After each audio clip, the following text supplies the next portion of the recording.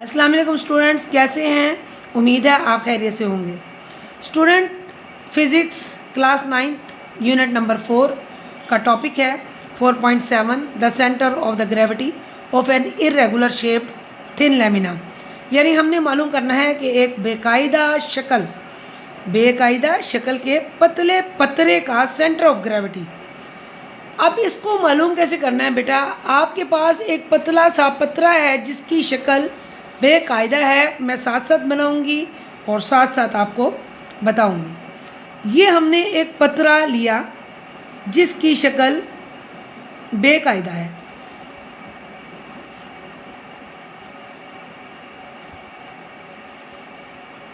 ठीक है बेटा।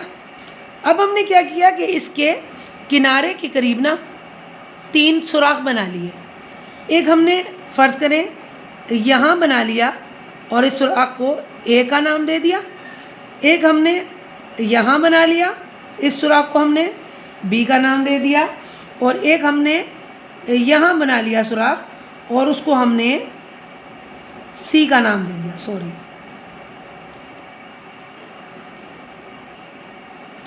ठीक है बेटा। अब क्या होगा कि हम ऐसे अजसाम जिनकी शक्ल बेकायदा होती है उनके सेंटर ऑफ ग्रेविटी मालूम करने के लिए हम जो बेसिक चीज़ यूज़ करते हैं ना बेटा, वो है प्लम लाइन।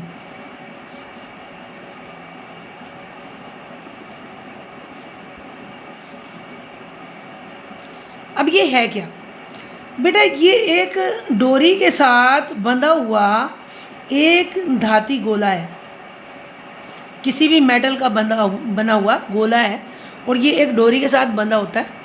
और अब मैं आपको इसकी मज़ीद आपको अगर याद आ जाए तो आपने अगर कभी मिस्त्री मज़दूरों को काम करते देखा है ना बेटा, तो मिस्त्री अमूमन दीवारों की सीध मालूम करने के लिए प्लम लाइन इस्तेमाल करते हैं। ठीक है, धागे से बंधा हुआ होता है ये धाती गोला, मेटल का बना हुआ। ये मिस्त्री जो है वो लटका कर दीवार की सीध चेक करते हैं। अब हम क्या करेंगे? अब हम एक दीवार लेंगे बेटा। ठीक है, ये एक दीवार है फ़र्ज़ करें, और इस दीवार में हम एक कील लगा देंगे।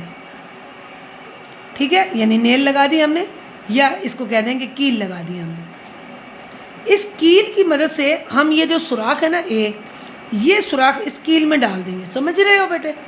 जब हम यहाँ पर कील में डालेंगे और उसके साथ फिर ये प्लम लाइन जो है वो इस कील के अंदर बांध देंगे। ठीक है। अब आप तसव्वुर ये करें कि यही सब चीज़ें इसके पीछे हैं, यानी कि दीवार इसके पीछे है, ये प्लम लाइन इसके आगे कील पर बंधी हुई है। अब क्या होगा, यहाँ पर कील है और कील से प्लम लाइन बंधी हुई है, तो प्लम लाइन बिल्कुल सीधी लटकेगी, क्योंकि इसके आगे क्या है, मेटल का बना हुआ है एक गोला है, और जब वेट होगा ना तो ये नीचे की तरफ अमल करेगा। ये आ गया इसका प्लम लाइन। ठीक है, एक ये हो गया। ठीक है बेटा। अब फ़र्ज़ करें हमने इस पतरे को यहाँ से निकाला, कील में से निकाला, और हमने इसको यूं करके गोल और ये बी के सुराख के अंदर डाल दिया। अब इसी पतरे को आप टेढ़ा फील करें कि ये पतरा अब बी पॉइंट इधर आ गया है तो ए पॉइंट ज़रा इधर आ जाएगा, सी इधर आ जाएगा। ऐसा ही होगा ना बेटा? यूँ समझ लें ये देखें, ऐसे ये दीवार में लटक गया। ठीक है, अब ये दीवार में लटक गया। अब प्लम लाइन हमने बांधी है, अब प्लम लाइन का वेट किधर है? नीचे की साइड पे है। अब ये देखें ऐसे है, ये आ गया। ठीक है, ये प्लम लाइन नीचे लटक गई, ये प्लम लाइन, ये धाती गोला, ये मेटल का गोला हो गया। ये देखिए ये दोनों एक दूसरे को क्रॉस कर रहे हैं इस पॉइंट पे। ठीक है बेटा। अब नोट करें कि अब हमने 2 पॉइंट ले लिए, 2 लाइन्स ले ली। अब हम सी जो सुराख किया था ना बेटा, उसको अब हम इस जगह पर कील के अंदर ऐसे पत्थर को घुमा के डाल देंगे। जब हम इसको डालेंगे, फ़र्ज़ करें ये हमने ऐसे पत्थर को घुमाया और ये कील ऐसे आया। ठीक है, अब ज़ाहिर सीधा रखेंगे ना दीवार पे, ये कील यहाँ था। अब हमने प्लम लाइन लटकाई, अब प्लम लाइन जो लटक रही है वो इसके अंदर से गुज़र रही है। ठीक है, ये प्लम लाइन। अब देखेंगे तीनों लाइन्स किधर एक दूसरे को इस पॉइंट पर कट कर रही हैं, इस पॉइंट। ठीक है, तो हम इसको क्या कहेंगे? इसको हम नाम देते हैं जी का, सेंटर ऑफ ग्रेविटी का। क्या कहते हैं? Centre of gravity. तो इस तरीके से बेटा हम एक बेकायदा शक्ल के किसी भी जिस्म का सेंटर ऑफ ग्रेविटी मालूम कर सकते हैं। उम्मीद है बेटा आपको ज़रूर समझ आ गई होगी।